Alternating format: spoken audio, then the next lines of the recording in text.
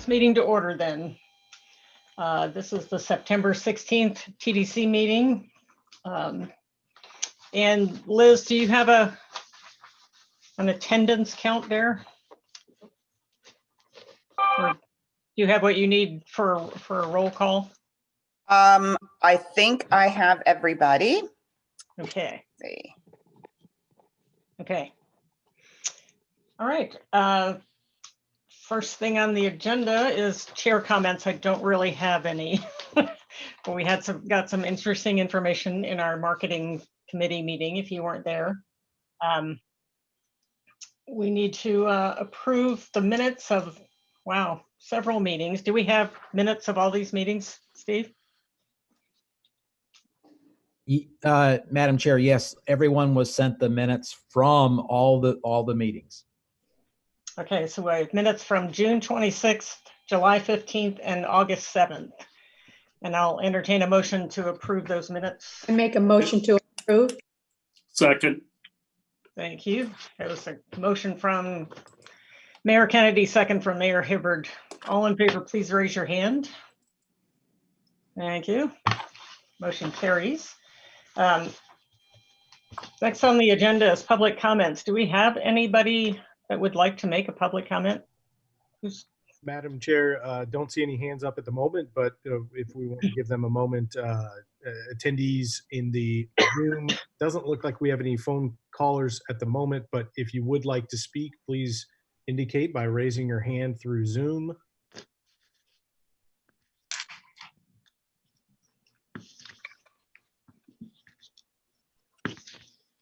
No hands have gone up, Commissioner.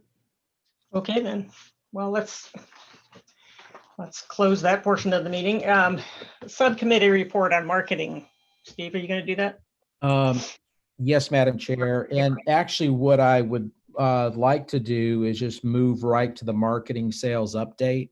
Okay. Even though majority of the TDC members sat in and listened or participated in the marketing subcommittee, there are probably members in the public that did not, or there are some that were not part of it. So I'd still like, I believe there's a lot of good information there. So I'd like for folks to kind of run through that. So can I turn that over to Leroy and Katie to kick that off?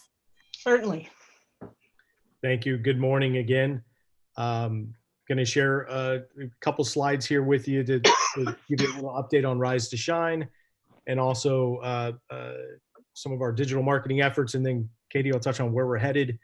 As it relates to Rise to Shine, wanted to kind of reground where the campaign was born out of. And that is, as all of you know, and a lot of the research that we've been following over the last 6+ months and been, kind of maybe boring you all with through several months, but it's super important, and because the research is what's telling us what the consumer is feeling and thinking, and these are two really very recent numbers pulled from research within the tourism industry, and I think the one on the right really says it all in terms of why Rise to Shine was built as a visiting safely and responsibly campaign. It's really because travelers right now, they need to be told that destinations, attractions, hotels are doing the right thing for them to safely travel. And so including, potential mask wearing or limiting capacity and seating. And so while I know the campaign has been intertwined a lot with the local mask mandate, it's important to note that this campaign was born out of consumer research and what the consumer is telling us, travelers were telling us that they wanted to hear to restore that confidence that they can travel and visit responsibly. Also, an important aspect was the unprecedented collaboration we had with the business community and our chambers, and hearing loud and clear from them that they wanted materials that very explicitly told visitors what the expectations were. Wearing a mask when you enter my business, and that's really where there's a big difference between a couple of the things we've put forward, and that is, partner assets, the posters, the table cleans, and then our paid marketing efforts, which are kind of two different avenues of this campaign. And important to note that there's very possible two different approaches with those assets. With that, we also did a media event to launch the campaign the Friday before the Labor Day. A thank you to the four mayors from this board helping us, and you as well, Madam Chair, to help launch that campaign, and County Administrator Barry Burton. It was by all measures a great success with all of our local broadcast stations and all of the relevant digital platforms from the Tampa Bay Times and beyond. Did want to share our TV and radio spots that are currently running for Rise to Shine. This bringing, I think what a lot of people are identifying Rise to Shine with are the illustrations. And while those are an important piece for certainly our partner integration and posters for our partners, which again is for a business to display and communicate to mask up, there are paid elements like TV and radio that need to showcase our industry doing what's best for travelers to reinstill that confidence. So I'm going to play those here for you.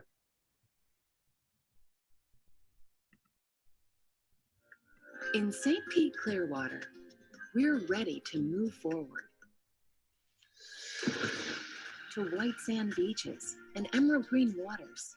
But to have our day in the sun, we have to adjust to the change.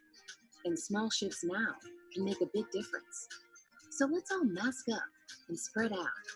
Let's trade handshakes for elbow bumps. Let's rise to shine. Important to note the emphasis on moving forward, trying to bring this to a different place, and again, the industry's efforts to help restore that confidence. Here's the radio spot. In St. Pete Clearwater, we're ready to move forward to white sand beaches and emerald green waters. But to have our day in the sun, we have to adjust to the change. So let's all mask up and spread out. Let's trade handshakes for elbow bumps. Small shifts now can make a big difference. So let's rise to shine. Learn how to visit responsibly at visitstpeteclearwater.com. I think, if I may, an important element or comment that came out of the subcommittee was, we have a lot of hotel partners who are required beyond the county mandate, right, from corporate, the Sheraton, the Hiltons, the Hyatts of the world, who have an indoor mask requirement as it is. And so, destinations who don't have a mask mandate are still having to convey this message, right? Because it's important to communicate what the expectations are, but B, consumers want that. Consumers are telling us and travelers are telling us that they need to know destinations, hotels, attractions are doing the proper things to keep them safe or safer and allow them to travel responsibly. Going to just real quick hit on digital marketing efforts. We have been running a lot of digital marketing. We are increasing that spend, and we're also launching a handful of new programs this month and into next month. Our beaches campaign, which has been running, we're increasing spend on Conversant and Sojourn. Those platforms are also supporting our Visiting Responsibly Beaches campaign, and this is different than Rise to Shine. This isn't Rise to Shine, and the big difference is this is pushing people to our Sunshine Steward campaign. So if you recall, we launched two different versions of Sunshine Steward, one on the beach, one downtown. This is farther geographic, deeper targeting. It's not just the local market and in Orlando. So there is a difference between this and Rise to Shine. Outdoors has become a huge priority for not just our destination, but what consumers want.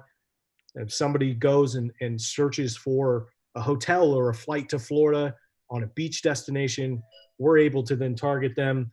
My doorbell, I don't know if anybody heard that in the middle of a TDC meeting, that's a work from home life.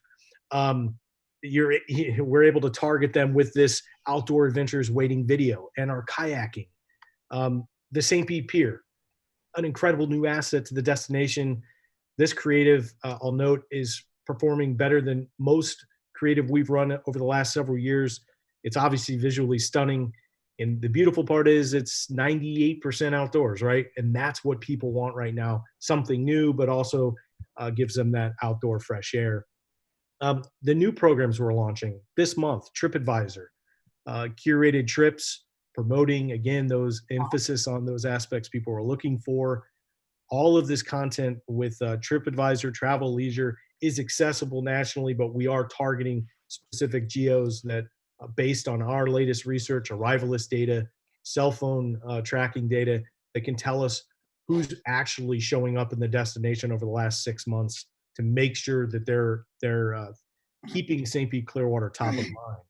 Afar, another custom content program. So making sure that, again, those who are looking for travel inspiration and are itching to get out and travel, they're going to be on these platforms. They're going to be in TripAdvisor. They're going to be in Travel and Leisure. They're going to be on Afar. So making sure we're leveraging those really high qualified travel outlets. Also, Visit Florida. They've rolled out an extensive in-state marketing campaign, a first for them. They always market out of state, obviously bringing travel to the state of Florida.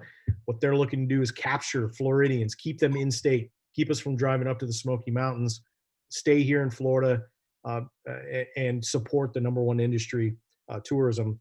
These are not final ads, but wanted to give you a feel for what Visit Florida's creative looks like.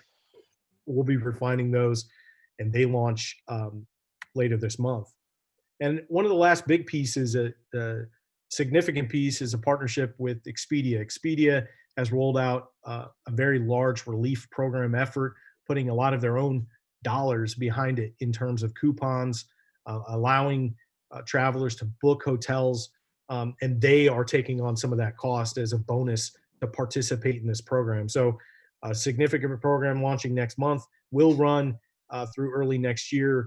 Excited to see the performance on this. Expedia is a juggernaut for our destination, for many destinations, and so important to be there. You can see a mock-up of our destination landing page on the bottom right that we'll be updating as well. So an emphasis on kind of our continued efforts alongside Rise to Shine. Rise to Shine gives us that foundation to be able to get out and market alongside that safely and responsibly message. But these messages, they don't include the illustrations. They don't include any of that messaging, right? It's low funnel, highly targeted to our top geographic markets. With that, Katie, I'll turn it over to you to touch on kind of where we're headed in addition to that. Thanks, Leroy. So yeah, we are running the Rise to Shine Creative right now with on radio and out-of-home billboards, Orlando and Tampa Bay, focusing on those markets, communicating, the travel responsibly messaging to those top feeder markets for us. But we are in talks right now and in development of a campaign to launch after post-election in November. And the creative of that would be more evergreen and really focusing kind of on our vibrancy platform and getting back to that positive, inspirational, forward-thinking tone and kind of communicating how visitors feel when visiting St. Pete Clearwater. So we all know what St. Pete Clearwater can do to your senses here in the destination, from the food and the touches and the smells. So really trying to communicate that through creatively, and the messaging would be through media buys with traditional and digital media across a variety of in-state and out-of-state markets. And so that's what we're working on right now. Hopefully at the October TDC meeting, we'll be able to share more of the details on that campaign for you. Also, one program that I didn't have in the program, but I didn't have in the PowerPoint, but I wanted to mention is the Travel Zoo program. It's our annual program with Travel Zoo where we cover 100% of the commissions, 100% of the marketing. Did send an email to hoteliers yesterday. We're ready to fire that campaign up, get that live. We are going to start heavy with Southeast and Florida, add in Mid-Atlantic, Midwest, and then layer in the Northeast. Hopefully, by the time we layer in the Northeast, some of those travel restrictions will no longer exist. Those mandatory quarantines that still are present in the Northeast. And it'll start to be much colder in the North. And so that will hopefully be kind of a double whammy to help motivate those travelers and also the success of the campaign. We are requiring participants to provide rates into 2021. That is kind of on the Travel Zoo requirement side to promote a product in Florida. We're excited to do that, and excited to see what the campaign has to offer, given some of the more recent Labor Day numbers we saw, and knowing that there is a lot of pent up demand. What that can drive, not only just in general, but also targeting weekday business, right?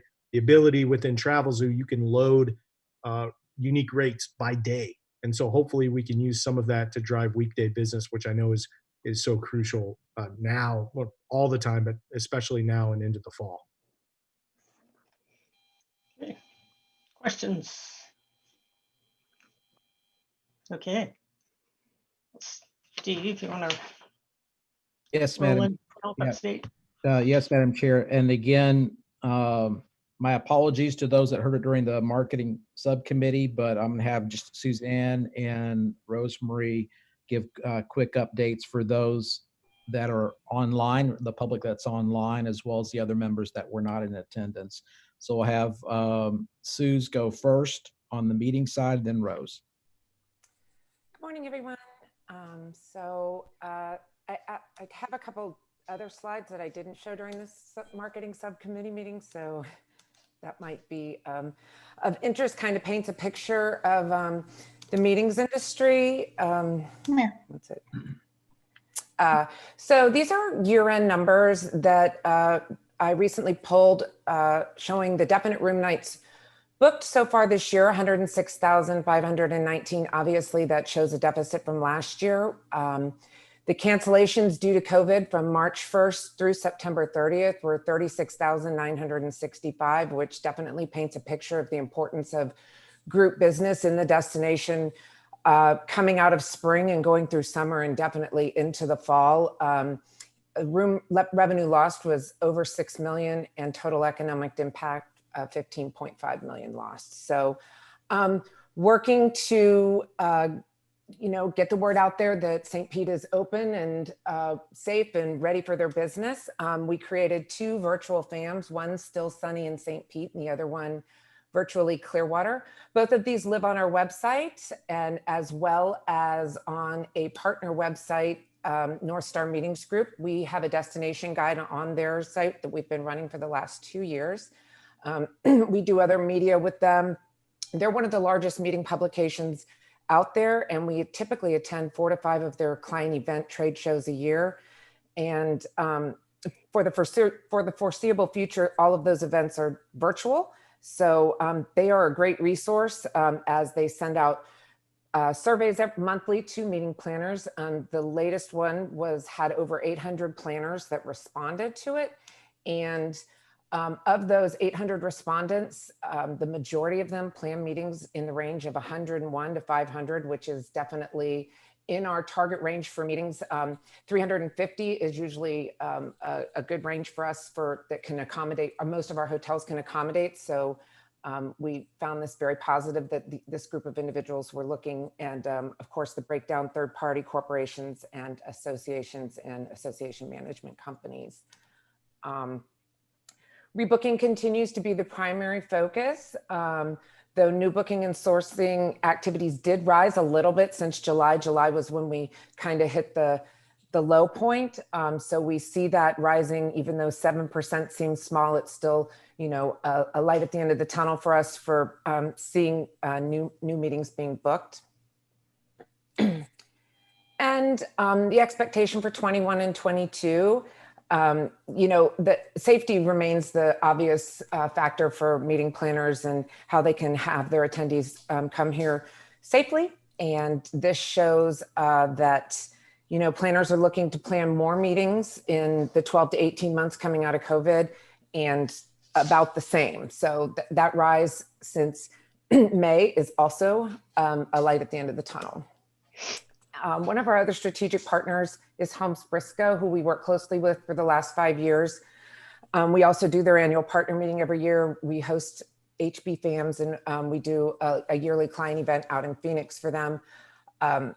They put out a partner buzz 4 times a year, and Mackenzie on Leroy's team helps us create the content for this. This is a screenshot of the one that is going out this week, and will be live on their portal. It talks about the St. Pete Pier opening. It talks about the Rise to Shine campaign, and it also is going to be distributing our FAMs. I also found out just recently, actually this morning, that Lauren with HB told me that both of those FAMs will also be distributed in Spanish in Latin America to their associates there. So we are looking at hosting the HB Florida Team Veterans Retreat here in May, as well as putting together an HB FAM for those HB associates that live in the state of Florida in the Drive Market, and hosting them in the destination, to come and see what's in their own backyard for hosting meetings and reimagine their meetings. So those are some of the initiatives that we are working on. And if you have any questions, I'd be happy to answer them. Questions? Okay. Julie, did you have your hand up? No? Okay. I guess we don't have any questions then. Okay, great. Thank you. Thank you.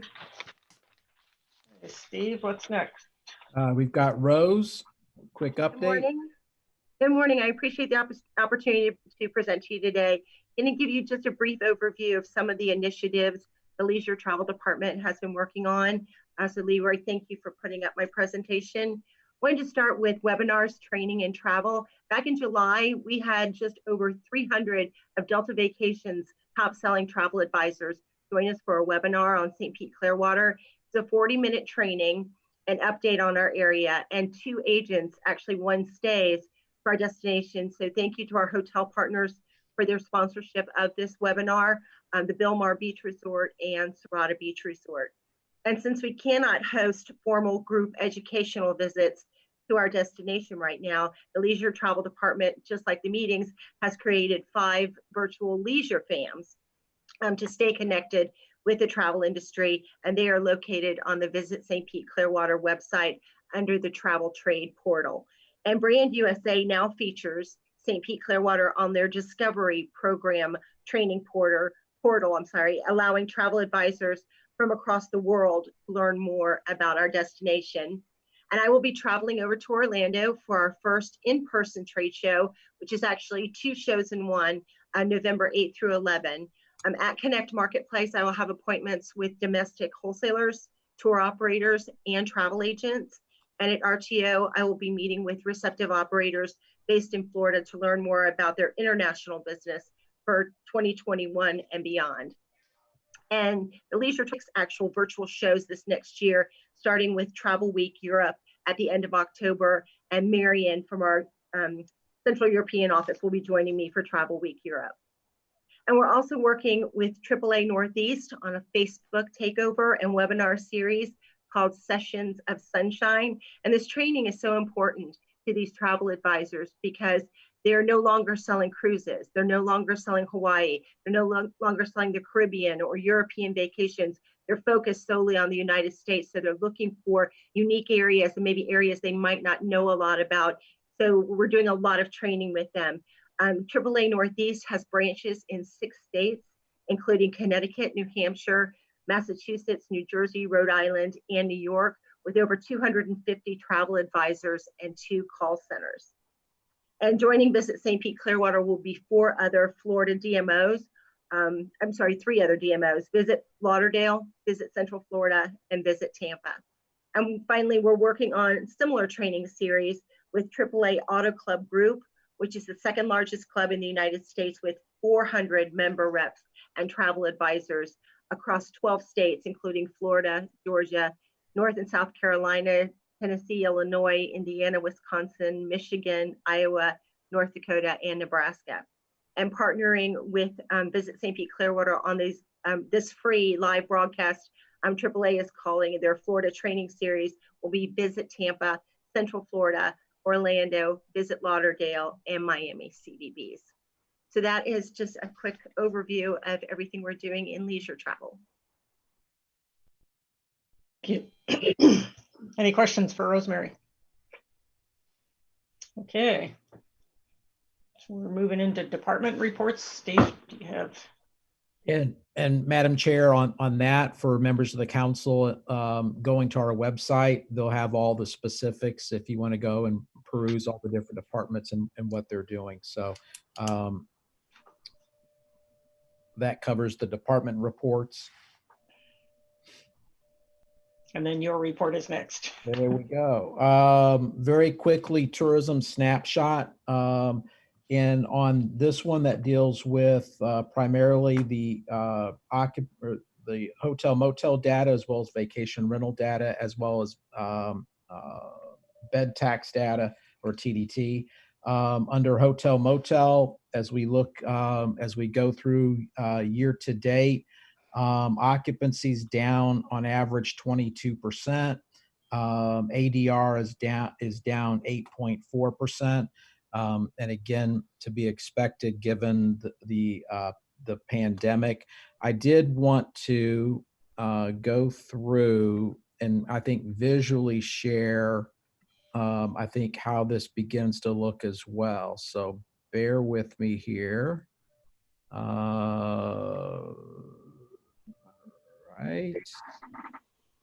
All right. Can you guys see that?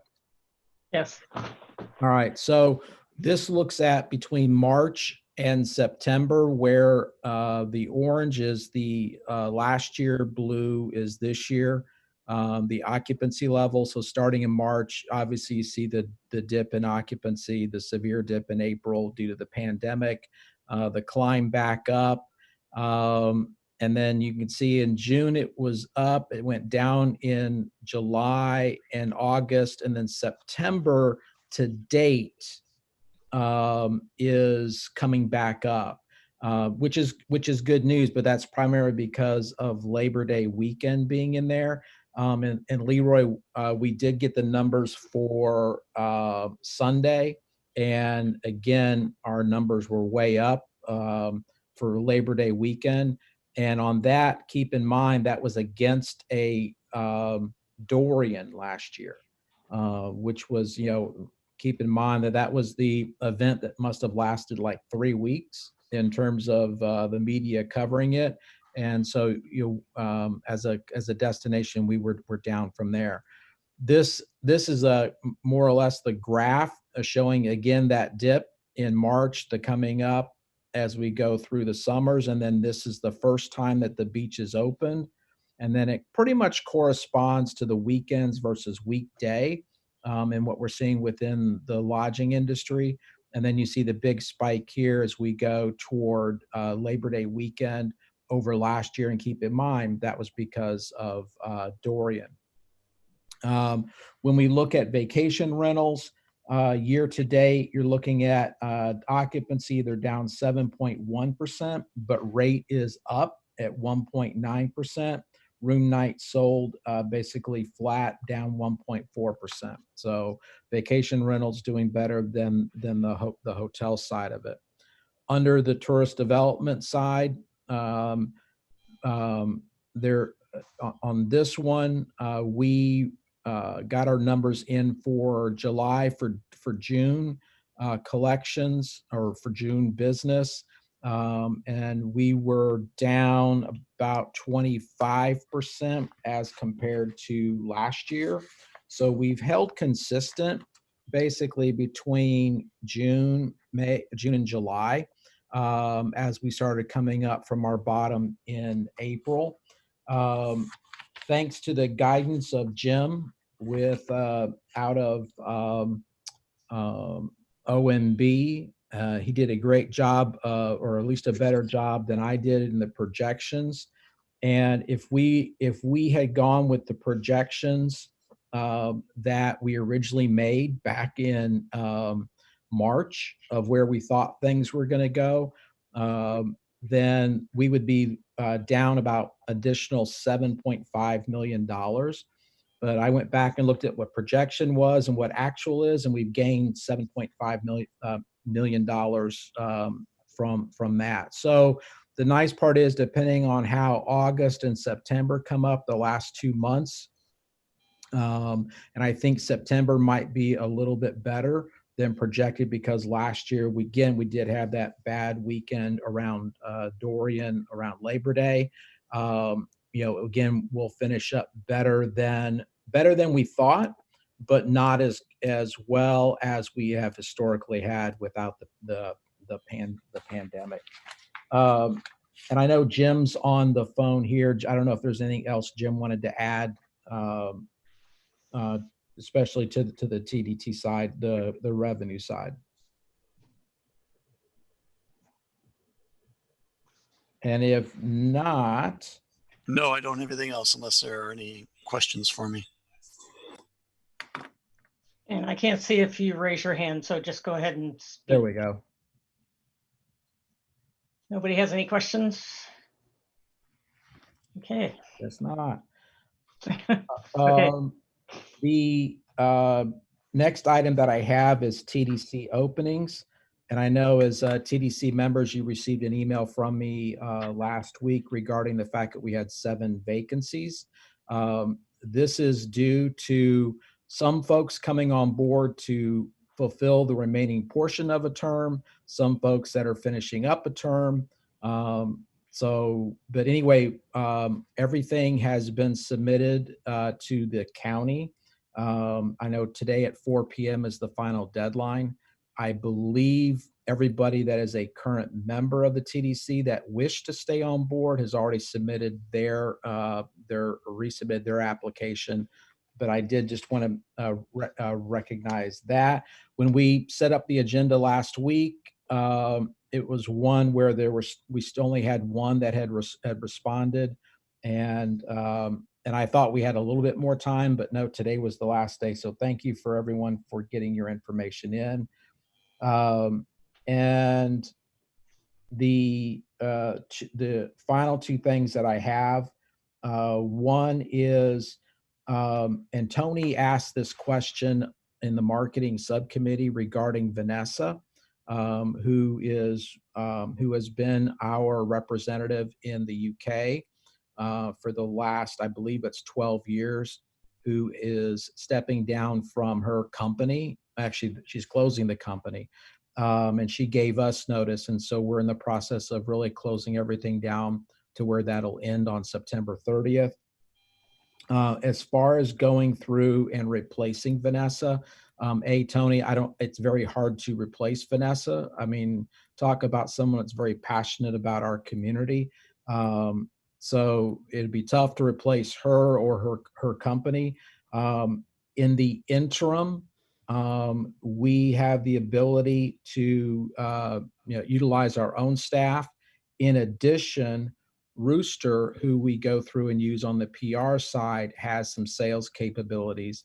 And then on top of that, Vanessa's left the door open that if we need help in the interim, to find a way to do something with her directly. Going forward is I would anticipate us putting together an RFP to find a company to represent us over there. In looking at that, probably sometime in the latter half of our fiscal year next year, depending on what happens internationally. And again, right now, as long as the flights are not coming here, and that limits the visitation from those markets, if we can handle it from here, that's great. But again, what can we do to be prepared once those doors reopen back to our country? And I know that several members of this council have been intimately involved in our international efforts. So if there's any other feedback you have, that would be great. But Tony, that was a great question. I did want to close on this with Vanessa. On Thursday, September 24th at 9 a.m., we're going to do a Zoom call, but with Vanessa and her team to kind of say goodbye and thank her for her service to us over these years. We will be sending out an invite on that because it'll have the Zoom link and all of that fun stuff. But that'll also include staff, but also folks from the industry that want to be able to say any parting words, at least from a professional business standpoint, to Vanessa, can go through and do that. Thank So you, Steve. That was a great update, and I agree with where you're headed with that. Thanks again. Okay. And then the last thing, Madam Chair, that I would have is for the October TDC meeting, we should have on board at that time, and Leroy and Terry can shake heads north and south or east and west, depending upon the answer. Destination Analyst as our official research company, but look at having them do a presentation to the full TDC, because there's lots of stuff that they have, whether it be the visitor profile, which you all currently have a copy of, to even the quarterly information on the visitor and what's happening. But, again, we depend upon their information and what they provide to us. It's very critical to our planning. So I think it's important for you guys to see that as well, so you understand of where we're going. And then additionally, you can ask questions for them. Katie did talk about, again, creatively where we're going. And so we'll give an additional update at the October meeting. And then the final thing on that would be in October, is to bring back to you as a group what we would like to do related to Super Bowl being held in February. Now that NFL season has started and they're getting their feet wet, what is that going to look like, and how are we going to be able to benefit going forward?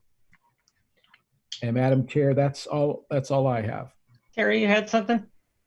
Yes, Steve, on Destination Analyst, due to the timing of getting on the BCC agenda, they probably won't be on board until sometime in November. So Okay. I don't know if maybe December TDC would be an appropriate time for a presentation. Okay. Well, either that or they just provide an update. Again, I think there's some critical information that they have that's important to what we're doing. So, and they're still doing the collection of data and everything else for us. Okay. Any questions for Steve?